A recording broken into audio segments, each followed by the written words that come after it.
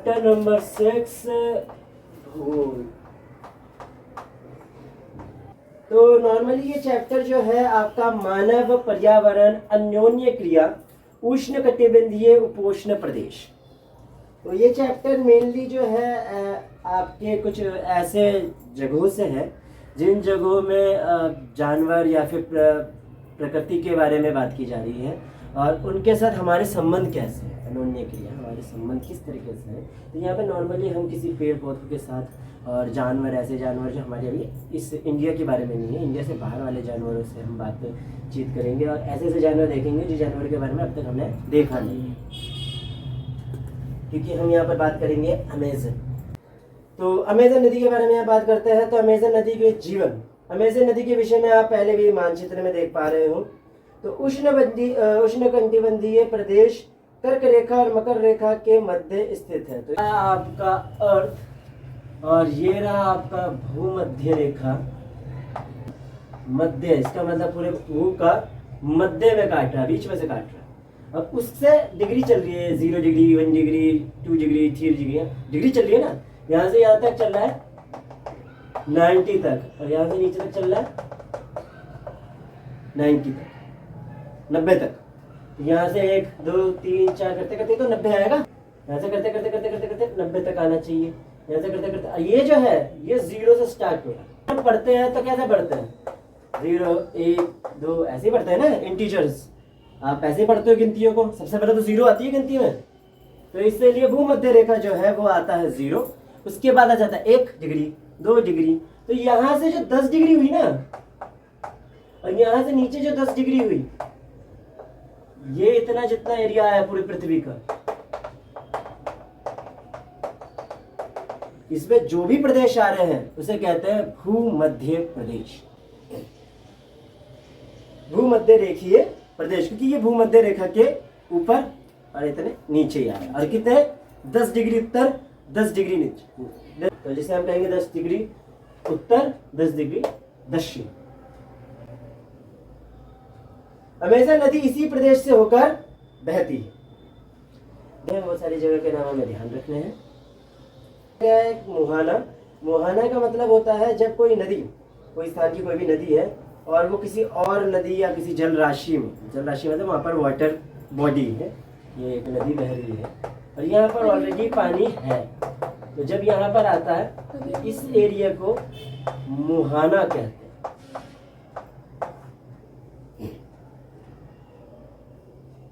तो यहाँ पर बात की जा रही है अमेज़न नदी में बहुत सारी सहायक नदी है। नदी होती है कि एक नदी ऊपर से ऐसे निकल रही होती है, लेकिन इस नदी को सपोर्ट करते हैं और नदियाँ, छोटी छोटी नदियाँ, इसे हम कहते हैं सहायक नदियाँ। तो अमेज़न नदी की बहुत सारी सहायक नदी है जो मिलकर अमेज़न बेसिन का निर्माण करती है। अब बेसिन हमने पढ़ा है, बेसिन का मतलब होता है जब भी नदी अपने साथ लाती है तो नदी का एक बहाव होता है, बहाव की जो तेजी होती है उसके अंदर वो जितने भी बड़े पत्थर है वो साथ में ले जाती है, बगल में तोड़ती है, पत्थर दूसरे पत्थर से टूटता है, इस मिट्टी को वो अपने क्या करती थी, जैसी नदी का किनारा आता है वहां फेंकती है, जिसे हम कहते हैं नदी पाटना, नदी में फेंकती है, नदी के किनारे, नदी के किनारे मिट्टी की एक लेयर बनती चली जाती है जिसे हम कहते हैं बेसिन। ये नदी बेसिन ब्राजील के भागों, पेरू के कुछ भागों जैसे कि बोलिविया, इक्वाडोर, कोलंबिया, वेनेजुएला के छोटे छोटे भाग में अपवाहित होती है। इसके बाद आ जाता है जलवायु। जलवायु बता देते हैं, देखिए आप दिन में देखते हैं तो गर्मी है, बहुत ज़्यादा गर्मी है। अभी विंटर ही देख लीजिए, सर्दियाँ चल रही है तो दिन में एक गर्मी भी रहती है, हल्की हल्की सी गर्मी रहती है। आप थोड़ा रोड पे चल लेते हो, आप थोड़ा सा बाहर घूम लेते हो। शाम होते होते ठंड इतनी बढ़ जाती है कि आपको बाहर घूमने का बिल्कुल मन नहीं करता, आप नहीं जाते। और भोर होता है तब भी आपका मन नहीं करता। ये क्या है, इसका मतलब है कि एक दिन के अंदर एक तापमान ऊपर नीचे हो गया तो वो एक दिन का खेल है, एक दिन की बात है। लेकिन जब आप इस तरह का टेम्परेचर या इस तरह का मौसम कई वर्षों तक यही मौसम देख रहे होते हो तब हम उसे जलवायु कहते हैं। यही मौसम और जलवायु में अंतर है। आप ठंडी जगह पे जाते हो उसका टेम्परेचर चाहे गर्मी हो या सर्दी हो उसका टेम्परेचर ठंडा ही रहता है। सर्दियों में ज़्यादा हो जाएगी, बर्फ गिरने लगेगी, गर्मियों में बर्फ नहीं गिरती बस, लेकिन ठंडी वही रहती है। आप गर्म कपड़े पहन के घूमते हो तो यहाँ पर लॉजिक ये बन जाती है कि ये तो भैया ठंडा शिमला। तो यहाँ पर जलवायु क्या है, ठंडी जलवायु। क्या कहते हैं, हम कई वर्षों तक देखते हैं कि इनका टेम्परेचर क्या रहता है, फिर औसतन निकालते हैं, एवरेज देख रहे हैं ये हमेशा गर्म रहता है, एवरेज देख रहे हैं ये हमेशा ठंडा रहता है, तो हम उस हिसाब से जो कंसीडर करते हैं ना वो जलवायु। और मौसम एक दिन में बदलता है, जलवायु एक दिन का बात नहीं कर रहे हैं, वर्षों की बात। पूरे दिन पूरे वर्ष ये गर्म रहता है और नम रहता है। यहाँ का मौसम दिन एवं रात दोनों ही समय लगभग समान रूप से गर्म और आर्द्र होता है। आर्द्र मतलब वही नमी, मॉइस्चर वाला, तथा शरीर में चिपचिपाहट महसूस होती है। इस प्रदेश में लगभग प्रतिदिन वर्षा होती है और वह बिना किसी पूर्व चेतावनी के, पहले से कोई चेतावनी भी नहीं देती कि बारिश होने वाली है, बारिश हो जाती है। दिन का तापमान उच्च और आर्द्रता अति उच्च होती है। रात के समय तापमान कम हो जाता है लेकिन आर्द्रता वैसी ही बनी रहती है। ये इस जगह की जलवायु में बता दी है। अब आ जाता है वर्षा वन। तो वर्षा वन का मतलब है ऐसे वन जहाँ पर बारिश काफी ज्यादा होती है, ऐसे वन, वो वर्षा वन कहलाते हैं। तो इस प्रदेशों में अत्यधिक वर्षा के कारण यहाँ की भूमि सघन वन उग जाती है। देखिए ज्यादा बारिश होगी तो पौधे तो उगेंगे, बारिश होती है तो पानी ज्यादा तो पौधे उग जाते हैं। तो वह वन इतने सघन होते हैं कि पत्तियां एवं शाखाओं से छत सी बन जाती है, जिसके कारण सूर्य का प्रकाश धरातल तक नहीं पहुंच पाता। यहाँ की भूमियां प्रकाश रहित एवं नम बनी रहती है। यहाँ केवल वनस्पति ही पनप सकती है जिसमें छाया बढ़ने की क्षमता हो। परजीवी पौधों के रूप में यहाँ आर्किड एवं ब्रोमिलाइट पैदा होते हैं। तो यहाँ देखिए जहाँ ज्यादा जंगल होंगे वहीं ज्यादा जानवर होंगे। तो यहाँ पर जानवर बहुत ज्यादा है। जहाँ पर एक बर्ड दिख रहा है आपको यहाँ पर 6.4 पे टैकून, ये बर्ड आपने मूवीज में देखा होगा। हाँ, ये मूवीज में देखा होगा, ये बहुत आता है मूवीज में, और उसमें भी है, जुमानजी फिल्म में भी ये बर्ड को दिखाया जाए। तो ये टैकून बर्ड है। और गुंजन पक्षी, आवाज बहुत गूंजता है, जिनकी रंगीन पक्षी थी जो मकाओ आपने देखा होगा, एक तोते की प्रजाति है, वो बहुत बड़ा तोता है और कलरफुल तोता होता है वो काफी, वो मकाओ है। ठीक है। भोजन के लिए चोंच वाली जो विभिन्न प्रकार के पक्षी जो भारत में पाए जाने वाले सामान्य पक्षी से काफी भिन्न होती है। ऐसे पक्षी भारत में नहीं दिखाई देते। ऐसे पक्षी वहाँ मौजूद होते हैं। वहां पर प्राणियों के रूप में बंदर होते हैं, स्लॉथ होते हैं, चींटी खाने वाले टैपिर होते हैं। टैपिर की भी फोटो 6.5 नीचे दी गई है। मगर का मतलब पूरी बात बताई गई है यहाँ पर, मगरमच्छ। और सांप, सरीसृप मतलब होता है ऐसे जानवर जो घिस के रगड़ के चलते हैं, वो रेप्टाइल्स होते हैं, उनकी बात की जा रही है। और मगर मतलब मगरमच्छ, सांप, अजगर, एनाकोंडा एवं बोआ अजगर की एक प्रजाति है ये पाए जाते हैं। इसके अतिरिक्त हजारों कीड़े मकोड़े इस बेसिन में निवास करते हैं। मांस खाने वाले पिरान्या नहीं पूरा है, ये पिराना है इसमें इंग्लिश में, वो मछली है जो पानी के अंदर होती है। आपने मूवी भी देखी होगी पिराना। तो ये पिराना है जो बहुत ज़्यादा एग्रेसिव फिश होती है, नुकीले इनके दांत होते हैं और खाते हैं ये तो ऐसे समेत मछलियाँ यहाँ पर मौजूद होती हैं। और इस प्रकार की जीवों की विविधता दृष्टि में बेसिन असाधारण रूप से काफ़ी समृद्ध है। समृद्ध का मतलब अमीर है। अमीर का मतलब यहाँ पर बहुत सारे जानवर प्रजाति यहाँ पर पाई जाती है, जिसके रूप में ये काफ़ी ज़्यादा अमीर है। और जगहों पे इस तरह के जीव जंतु, इस तरह के विचित्र जीव जंतु दिखाई नहीं देते। यहाँ के लोग वर्षा वन के निवासी। अब अगर वर्षा वन है तो वहाँ पर जानवर तो हमने बता दिया, तो निवासी किस तरह के हैं वहाँ पर वो बात करें। लोग छोटे से क्षेत्र में वन के कुछ वृक्षों को काटकर अपने भोजन के लिए फसल उगाते हैं। यहाँ के पुरुष शिकार करते हैं, नदी में वो मछली पकड़ते हैं, जबकि महिलाएं फसलों का ध्यान रखती है। यह मुख्यतः टैपियोका, अनानास, शकरकंद उगाते हैं, क्योंकि मछली एवं शिकार मिलना अनिश्चित होता है। ठीक है, देखिए जरूरी नहीं कि मछली पकड़े मछली मिल ही जाए, इसलिए ज्यादातर फसलों पे डिपेंडेंट रहते हैं। क्योंकि महिलाएं ही अपनी उगाई शाक सब्जियों अपने परिवार का भरण पोषण करती है। कर्तन एवं दहन कृषि पद्धति मतलब काटो खाओ ऐसा वाला है। तो मुख्य आहार मैनियोग है, जिसे कसावा भी कहते हैं। देखिए हमारा में नाम जिस तरीके से खाने का नाम या सब्जियों का नाम लिया जाता है उस तरीके का नहीं होगा। हम इस चैप्टर के दौरान पहले ही बता चुके कि पूरा का पूरा हम अमेज़न और साउथ अमेरिका को पढ़ना है। नाम वैसे नहीं होंगे जैसे हम भारत में उच्चारण करते हैं। ये जो भी है एक तरह की फसल है जिसे खाया जाता है, तथा यह आलू की तरह जमीन के अंदर पैदा होता है। आलू की तरह कहा गया है, जिसमें से आलू नहीं है, लेकिन आलू की तरह ही जमीन से खोद के निकाल के खाया जाता है। इसे क्या कहा जाता है, आपका कसावा भी पुकारा जाता है। ये चींटियों की रानी एवं अंडकोश भी खाती है। कॉफी, मक्का, कोको जैसे नकदी फसल भी यहाँ पर उगाए जाते हैं। कुछ फसल है जिनको ये ऐसे लाइक बेचने के लिए होता भी है। नकदी फसल वो होता है जिसे डायरेक्ट आप बेचते हो, जैसे नकदी फसल कहते हैं, नकद मिले, कैश फसल। कुछ फसल होती है जो कैश फसल नहीं होती है ना, और कुछ फसल होती है आपने कॉफी हुआ आपने बेच दिया, आपको कैश मिले। इतने बड़े बड़े ऊंचे ऊंचे पेड़ है वहाँ पर, उससे इमारती लकड़ी बनाते हैं और अपना मतलब घर बनाते हैं।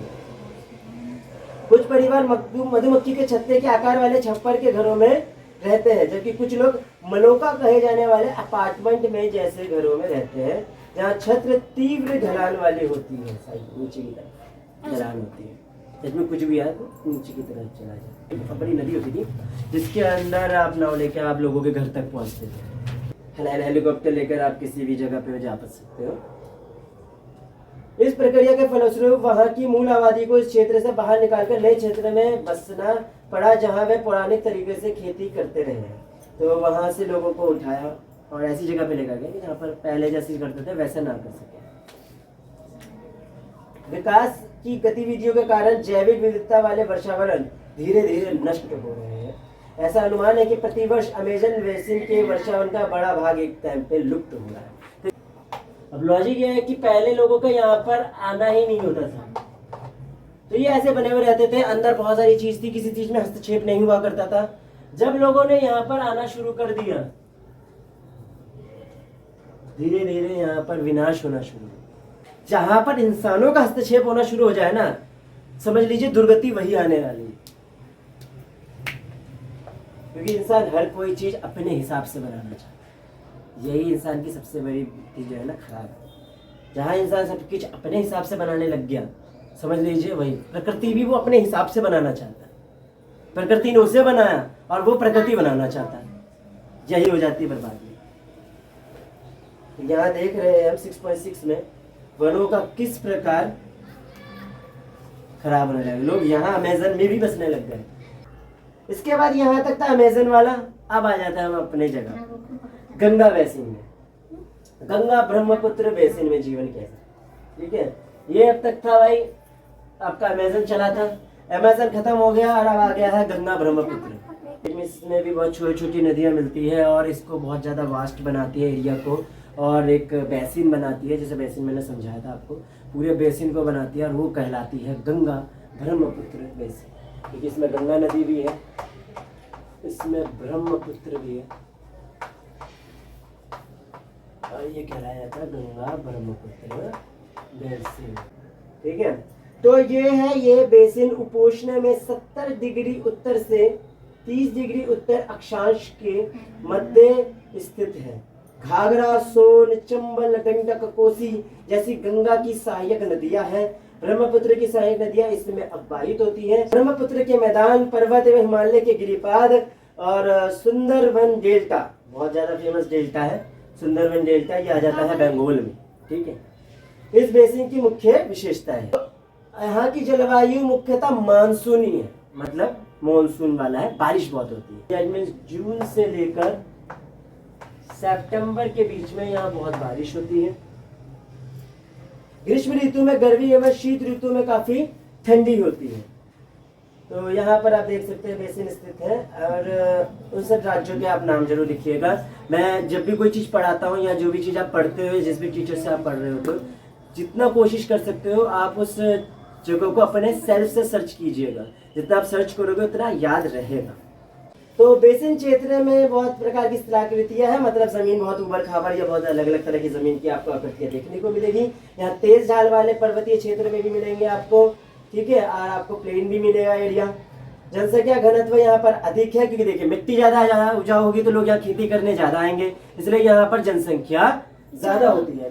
तो यहाँ पर उगाए जाने वाले जो गेहूं, मक्का, ज्वार, चना, बाजरा ये होता है। गन्ना एवं जूट जो है वो नगदी फसलें हैं। फिर वही बात, कैश जो है क्रॉप्स है, जिसे हम डायरेक्ट देते हैं, पे करके हम पैसा लेते हैं। मैदान के कुछ क्षेत्रों में केले के बागान भी देखे जाते हैं, कई जगहों पे आप केले के बागान भी देख सकते हो। और पश्चिमी बंगाल एवं असम में आपने बहुत कॉमन देखा होगा चाय का बागान जरूर रहता है। बिहार एवं असम के कुछ सिल्कों का कीड़ा का संवर्धन किया जाता है और सिल्क का उत्पादन किया जाता है। सिल्क का एक कीड़ा होता है जो शहतूत के पेड़ों पे लगता है, और उस कीड़े से फाइनली वो जो भी अपना ककून बनाता है, वो उसमें क्या होता है, सिल्क होता है, और हम उससे क्या करते हैं, सिल्क का व्यापार करते हैं, जिनमें क्लोथ वेब बनता है, कपड़े बनते हैं उससे। और मंद ढाल वाले जो पर्वतों, मंद मतलब होता है कम ढाल वाले जो पर्वत होते हैं, पहाड़ियाँ होते हैं, उसमें वेदिकाओं में फसलें उगाई जाती है। और यहाँ पर और चीज है तो गंगा ब्रह्मपुत्र के मैदानों में सागवान, साखू, पीपल के उष्णकटिबंधीय पर्णपाती पेड़ भी पाए जाते हैं। ब्रह्मपुत्र के मैदानी क्षेत्र में घने बांस के जो झुरमुट है, बहुत ज्यादा घने बांस पाए जाते हैं, और मैंग्रोव वन से घिरा है। उत्तराखंड, सिक्किम, अरुणाचल प्रदेश ठंडी जलवायु वाले और तीव्र ढाल वाले भागों में चीड़, देवदार और शंकुधारी पेड़ भी उगाए जाते हैं। तो नॉर्मली इस जगह पे मतलब इस चैप्टर में हमें पढ़ना क्या है कि कौन सी जगह है, उनकी ढाल कैसे है, मतलब वहाँ पर एरिया कैसा है, और वहाँ पर क्या क्या फसलें उगाई जाती हैं। वहाँ पर पौधे का कॉन्सेप्ट हम अब तक पढ़ चुके हैं, अब जानवरों का कॉन्सेप्ट है। बेसिन में विविध प्रकार के वन्य जीव पाए जाते हैं, जिसमें हाथी, बाघ, हिरण एवं बंदर सामान्य रूप से पाया जाता है। यहाँ पर एक सींग वाला गेंडा ब्रह्मपुत्र के मैदानों में पाया जाता है। डेल्टा क्षेत्र में बंगाल टाइगर जो बहुत ज्यादा फेमस है, रॉयल बंगाल टाइगर, ये बहुत ज्यादा फेमस है। नदी के साफ जल, झील एवं बंगाल की खाड़ी में प्रचुर मात्रा में जलीय जीव पाए जाते हैं, जिसमें रोहू, कतला, हिल्सा मछलियों बहुत ज्यादा लोकप्रिय है। इसके बाद मछली एवं चावल इस क्षेत्र में रहने वालों का मुख्य आधार है, जैसे में जानते हैं वहाँ पर पड़ता है बंगाल, और बंगाल के लोग ज्यादातर मेनली जो फूड होता है वो होता है मछली एवं चावल। अब एक और चीज भी है, ये जो देखिए बाकी अमेज़न नदी की जो तट है या वगैरह जो मुहाना मैंने पढ़ाया था, वो मुहाना किसी तरह से इस चीज के लिए लोकप्रिय नहीं है कि वहाँ पर कुछ सांस्कृतिक मामला कुछ हो, लेकिन हमारे गंगा ब्रह्मपुत्र का जो तट आ जाता है वो थोड़े सांस्कृतिक मामलों में आ जाता है, जिसका नाम हम लेते हैं गंगा ब्रह्मपुत्र के मैदानों में कई बड़े शहर और कस्बे हैं, जिसमें इलाहाबाद हो जाता है जो आज का प्रयागराज, ठीक है। दूसरा कानपुर, वाराणसी, लखनऊ, पटना एवं कोलकाता है, जहाँ 10 लाख से अधिक आबादी वाले शहर गंगा नदी के तट में ही स्थित हैं। इन शहरों में जो है उद्योग वो बहुत गंदा कर रहा है और नदी में बहता जा रहा है, इसमें नदी जो हो रही है प्रदूषित हो रही है। लेकिन इसमें जो आ जाता है कि बनारस है और इनके घाट जो है वो बहुत ज्यादा फेमस है, किस लिए, पूजा पाठ के लिए। बेसिन में यातायात का सुव्यवस्थित जो है तंत्र उपस्थित है। आप देख सकते हैं कि गंगा ब्रह्मपुत्र बेसिन में यातायात के 4 मार्ग सुव्यवस्थित है। मैदानी इलाकों के लोग सड़क मार्ग इस्तेमाल करते हैं, रेल मार्ग इस्तेमाल करते हैं, दूसरे स्थान तक जाते हैं। नदी के तटीय क्षेत्रों में यातायात का प्रभावशाली माध्यम है। कोलकाता में हुगली नदी पर स्थित एक महत्वपूर्ण पत्तन है, मतलब एक पत्तन मतलब वो बंदरगाह टाइप का आपका है। मैदानी क्षेत्र में कई हवाई पत्तन है, मतलब एयरप्लेन, एयरपोर्ट है। पर्यटन इस बेसिन की मुख्य क्रिया है। लोग यहाँ पर घूमने के लिए भी आते हैं, यहाँ की सांस्कृतिक चीजें देखने के लिए, यहाँ के पशुओं का, यहाँ के जानवरों को देखने के लिए, यहाँ की जितनी भी विविधता है उनको देखने के लिए यहाँ लोग आते हैं। इस किनारे में ताजमहल, इलाहाबाद, गंगा एवं यमुना नदी का संगम, और उत्तर प्रदेश एवं बिहार में बौद्ध स्तूप, इलाहाबाद का इमामबाड़ा, और असम का कांजीरंगा, जो कांजीरंगा में जहाँ पर गेंडा पाया जाता है, और यहाँ पर एक वन्य जीव अभ्यारण्य है। तो यहाँ पर ऐसे ऐसे स्थल है जिसमें आप घूमने के लिए जाते हैं, और लोग यहाँ की विविधता को देखने के लिए, यहाँ की संस्कृति, यहाँ के समाज को देखने के लिए, यहाँ पर जितने भी वन्य जीव है उनको देखने के लिए यहाँ पर आते हैं। तो यहाँ पर ये इस क्षेत्र को देखने के लिए मुख्य रूप से केंद्रित है। और यहाँ पर 2 कॉन्सेप्ट खत्म होता है, एक अमेज़न नदी का और यहाँ पर हमारे भारत का गंगा ब्रह्मपुत्र बेसिन का। इस प्रकार से ये चैप्टर होता है।